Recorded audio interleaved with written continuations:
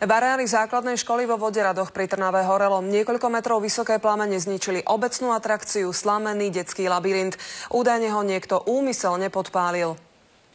Je nedeľa večer niečo po 20. hodine. Z detského blúdiska, v ktorom sa len pár hodín pred požiarom hrali deti, šľahajú plamene.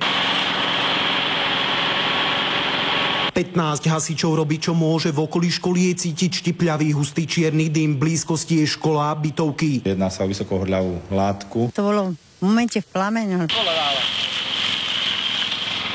Hasiči mali podozrenie, že v Slamenom labyrinte je človek. Išlo o sekundy. Podozrenie sa však nepotvrdilo. Jednalo sa o dosť časovo náročný zásah. 10 metrov dlhú atrakciu postavenú z takmer 30 poltonových stohov slamy sa po hodine podarilo lokalizovať. Po detskom labyrinte zostala takáto spúšť. Na lokalizáciu likvidujúceho požiaru bolo použité 22 500 litrov vody. Podľa našich informácií Slamený labyrint pravdepodobne niekto úmyselne zapálil. Škody sa odhadujú na asi 2000 eur. Zo pohľadu ochrany pred požiarmi bol to veľmi riskantný spôsob niečo také vytvoriť v tej obci. Roman Rudkaj, televízia Markíza.